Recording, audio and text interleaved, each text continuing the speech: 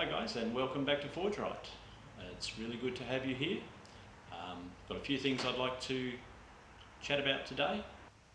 Firstly, I'd like to thank all of the people who have decided that they find my site interesting enough to maybe hit that subscribe button. When I say all, I'm talking about the 20 people that have decided to subscribe to my site. I appreciate you doing so, and hopefully I'll be able to get a few more people to sign up. If you are a subscriber and you know somebody who might enjoy watching the content that's on my site, please point them in my direction, and hopefully they'll enjoy it enough to subscribe themselves. Next thing I'd like to do is thank the people who are not only watching the videos but making comments. I'm very new at this trade of blacksmithing, and I've got a lot to learn, and I can do with anybody pointing out any methods or ways of doing things easier and better than what I'm doing them, because I'm a YouTube blacksmith. I watch people's videos, I try and learn from them. You go to do it yourself, you're not watching the video at the time, so you obviously forget things you may have thought you knew and do things wrong just because of inexperience. So if you can give me any pointers of what I'm doing wrong, I'll try and take them on board. I may not always follow those instructions because practice makes perfect. Bit of a slight interruption there, but I'll get back to where I think I was up to. Talking about people making comments on my videos. I'm very pleased to get them, and if you can tell me what I'm doing wrong or how I could do things easier, I'd really appreciate that. I'm making these videos to make life easier for other people, but also so people can see what I'm doing, how I may do it better, and point me in the right direction. So thank you to those people who are making comments. Another thing I'd like to talk about is the quality of videos. I realise that the lighting is not all that good, and also the audio is not that great. Not so bad when I'm sitting talking directly to the camera and it's quiet in here, but as soon as the forge starts going and I'm hammering away, the quality obviously does decrease, so I'm working on that. I'm in the process of getting some decent audio equipment, well, better audio equipment, which I can have a lapel mic on to talk into, so then I'll be using external mic, not the internal mic from the camera, and we'll pick up mainly my voice and less of the sound, so that'll be good. I've got a lot of yellow lighting in here, floodlight type lighting, which isn't very good for videoing, so I'm going to try and do something about that into the future, but at the moment I'm just going to have to put up with what I've got. So apologies for that poor lighting. I'd also like to apologise for lost footage. Several of my videos I have had to put up on the screen that I've lost the footage for this or I've lost the footage for that. I did this, I did that. I'm trying to stop doing that, but it's easier said than done when you're trying to make videos at the same time as forging. If you're going to just turn the camera on and let it run, you end up using up a lot of space on your camera, and then you've got a lot of editing to go through later to try and pull that stuff out and get it down to the important bits. So sometimes I turn the camera off while I'm getting organised and then turn the camera back on again, and clearly sometimes I forget to turn the camera back on again, so I apologise for that. Okay, back into things that I may have done. I'd like to talk about my anvil. If you've seen videos in the past, you'll know that I made this anvil myself, which was one of my first projects, and I'm extremely happy with the way it turned out. A few of you have commented on what a decent job it is, and it was a long project, but worthwhile in the end, because I've ended up with a very serviceable anvil that does the job nicely for me. Now, I made the anvil and I made the anvil stand that it's sitting on.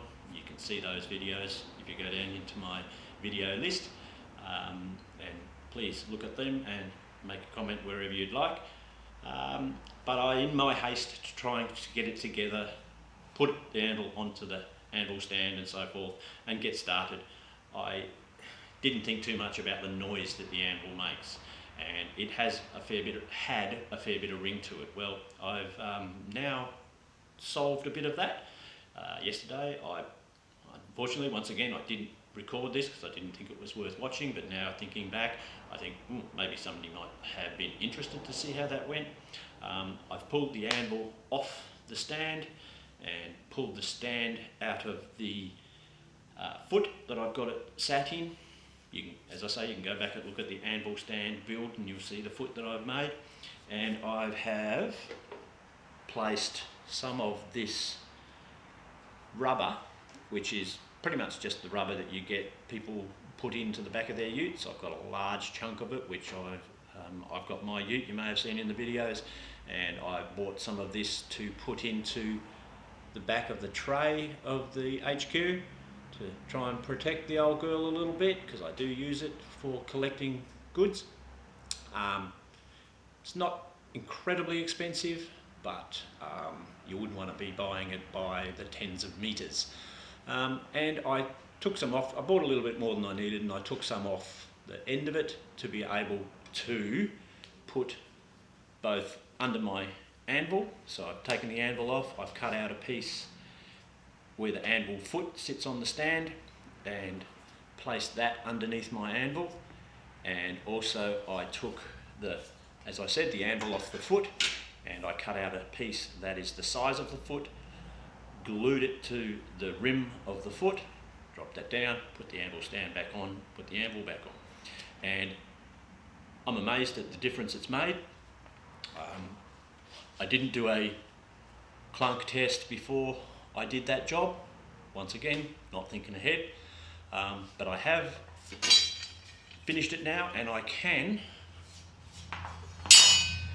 give you a difference. Listen to the sound of it now. That is a very much different sound to what it used to sound like. That is more of a thud, dull sound. Has worked a treat. I was surprised at how well it did work. That's out on the horn. Hasn't got the ring to it used to have. If you go back and look at some of my old videos once again, you will see that, you will hear that it made quite a ring. Obviously it rings a bit more out on the heel. Can't see that, I know. And it rings much more out on the horn, but nowhere near as much as it did. And in the center here, beautiful thud sound. So I'm very happy with the way that turned out. So I recommend anybody who's got an anvil sitting on a timber block and a block sitting on cement floor, invest in some of this probably 6mm thick rubber matting. I put it down that way because this has got a grippy surface. So I put it down that way underneath the anvil so the anvil would grip to it, that onto the timber, and I flipped it over that way so the sticky surface on the ground would stick to it, and that would stick to the outside of the foot. Very much recommend you get some of that and put it under your anvil and stand. Okay, the next thing I'd like to talk about is the last project that I started, which was my twisting tool. In context, I started with the intentions of making a handle for this butcher's block, which I am still yet to do. In order to make that handle, I need to twist some steel, and so therefore I needed a twisting tool. I've now made that tool. There it is there. I think you can see that. I've put some little curls on the end here. Never done it before, so I'm happy with it. Bit of a nick in the side, inside there, but yeah, I don't think it was not going to get any pressure on it, not going to get any stress on it. It's so that it doesn't stick into me or anybody else or get caught on anything. I've beveled off the inside of these now, so that looks a lot better than it did. She's a bit rustic, but it's a blacksmith's tool. Should be rustic.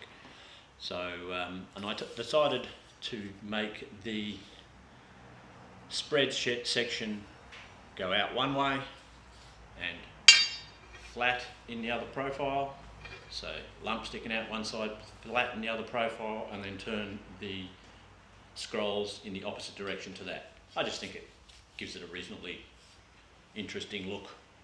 So I will be using that tool to move on to my next tool, which is the handle for this brush. So today, now that I've finished waffling on, I'm going to fire up the forge and see if we can turn a bit of 10mm bar into a handle for this butcher's block. Okay, talk to you again soon.